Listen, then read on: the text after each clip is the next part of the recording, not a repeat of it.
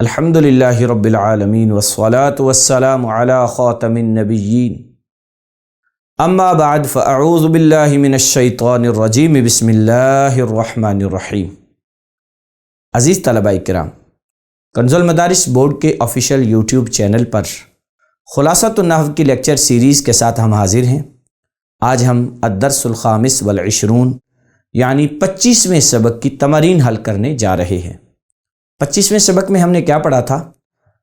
25ویں سبق میں ہم نے انا اور انا کے مقامات پڑھے تھے، یعنی وہ کون کون سے مقامات ہیں جہاں حرف مشبہ بالفعل کو حمزہ کے کسرہ سے پڑھیں گے، اور وہ کون کون سے مقامات ہیں جہاں حرف مشبہ بالفعل کو حمزہ کے فتحہ سے پڑھیں گے، یعنی انا یا انا۔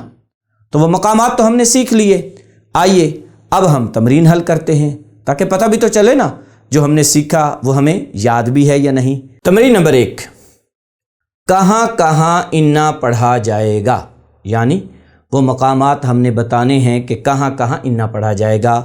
کلام کے شروع میں انا پڑھا جائے گا، قول اور اس کے مشتقات کے بعد انا پڑھا جائے گا، عالمہ شاہدہ اور اس کے مشتقات کے بعد انا پڑھا جائے گا، لیکن ضروری ہے کہ اس کی خبر پر لام داخل ہو وغیرہ۔ کون کون سی جگہوں پر انا پڑھا جائے گا؟ جی ہاں، جب حرف مشبہ بالفعل انا اپنے اسم اور خبر سے مل کر فاعل، نائب فاعل، مبتدا یا مضاف بن رہا ہو یا مفعول بہ بن رہا ہو تو وہاں انا پڑھا جائے گا۔ پھر اگر حرف جر کے بعد آئے تو بھی انا پڑھا جائے گا، یعنی حرف جر کے بعد آئے تو انا پڑھا جائے گا۔ تمرین نمبر 2، غلطی کی نشاندہی کیجیے۔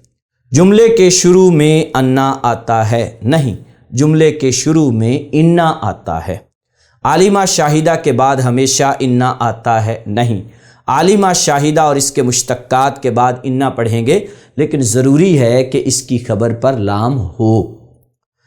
حرف تنبیہ اور حرف جر کے بعد انا آتا ہے، نہیں، حرف تنبیہ کے بعد انا جبکہ حرف جر کے بعد انا آتا ہے۔ جواب قسم کے شروع میں انا آتا ہے، نہیں، جواب قسم کے شروع میں انا آتا ہے۔ تمرین نمبر 3 ہے جی، اس کا الف جو ہے جی، خالی جگہوں کو انا اور انا سے پر کیجیے۔ وہی بات، اپنی مرضی سے نہیں، قاعدے کی روشنی میں۔ ان اللہ رحیم، کیوں انا؟ کیونکہ کلام کے شروع میں آ رہا ہے۔ یقول، قول اور اس کے مشتقات کے بعد آئے تو بھی کیا پڑھا جاتا ہے؟ انا۔ یقول انہا بقرۃ، کرہت ہو جاہل، یہاں مفعول کی جگہ پر واقع ہوگا۔ انا اپنے اسم اور خبر سے مل کر کیا بن رہا ہو؟ مفعول، تو کیا پڑھیں گے؟ انا۔ کرہت، یہ فعل بفاعل موجود ہے، کرہت انہ جاہل۔ اعلم کا عالم، اعلم یہ فعل ہے اور اس کے بعد یہ واحد متکلم کا فعل ہے، اس میں بھی ضمیر فاعل موجود ہے، لہٰذا یہ انا اپنے اسم اور خبر سے مل کر کیا بنے گا؟ اس کا مفعول۔ تو جب مفعول بنے پھر کیا پڑھا جاتا ہے؟ انا۔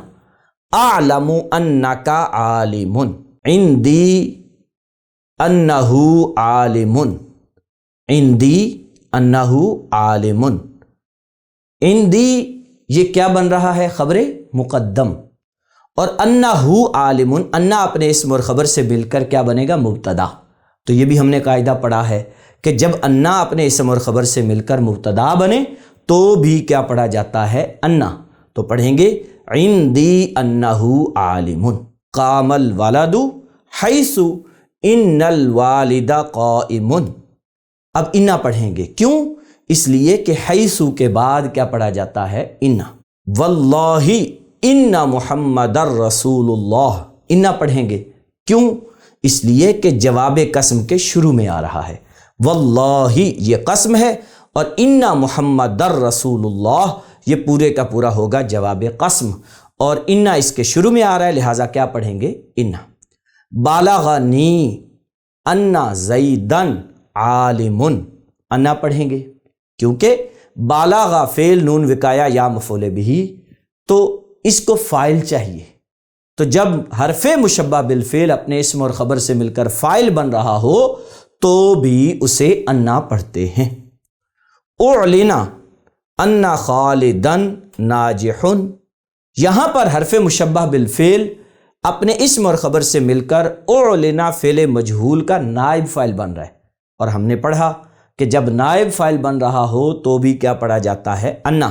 تو پڑھیں گے اعلنا انا خالدن ناجح ما رأیت الذی انہ فی المسجد، یہاں ہم انا پڑھیں گے کیونکہ اس میں موصول کے بعد آ گیا، اور اس میں موصول کے بعد آئے تو کیا پڑھا جاتا ہے؟ انا۔ الا حرف تنبیہ کے بعد آ گیا، اور حرف تنبیہ کے بعد آئے تو بھی کیا پڑھا جاتا ہے؟ انا۔ الا ان زیدن عالم، اعلم زیدن لشاعر، دیکھیں عالمہ کے مشتقات میں سے ہے اعلم، اور اس کی خبر پر لام بھی ہے، لہٰذا کیا پڑھیں گے؟ انا۔ جب عالمہ شاہدہ کے بعد آئے اور خبر پر لام بھی ہو تو پڑھا جاتا ہے انا۔ اعلم ان زیدن لشاعر۔ درج ذیل جملوں میں انا اور انا کی غلطی ہو تو اس کی وجہ بیان کیجئے، یعنی اگر ہے تو وجہ بیان کرنی ہے، آپ نے غور کرنا ہے۔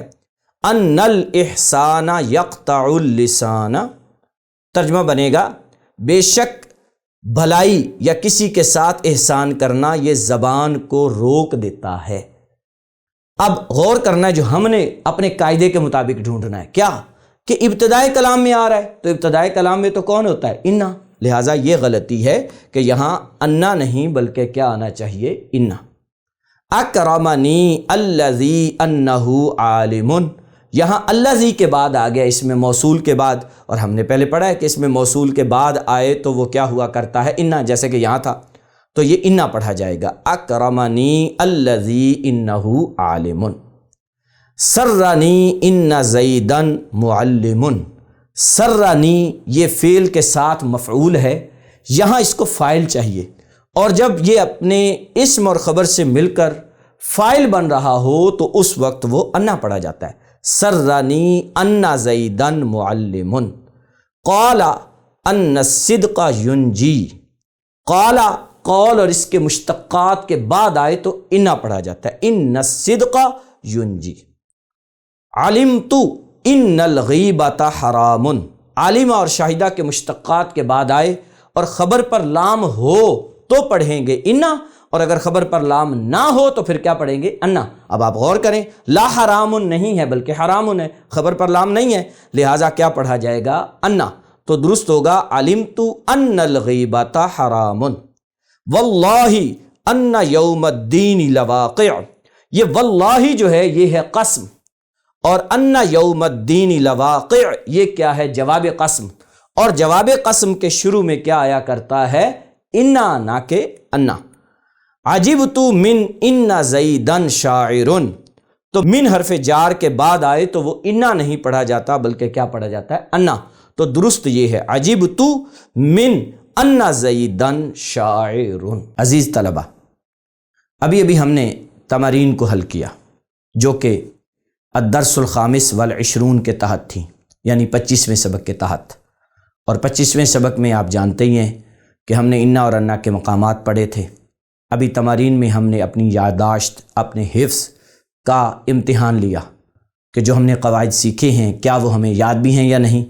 آپ سے گزارش ہے آپ بھی اس لیکچر کو ہو سکے تو کئی بار سنیں، تاکہ بار بار سننے سے یہ باتیں آپ کے ذہن میں ذہن نشین ہو جائیں۔ ایک عربی مقولہ ہے ما تکرر تقرر، یعنی جو چیز بار بار دہرائی جاتی ہے وہ ذہن میں قرار پکڑ لیتی ہے۔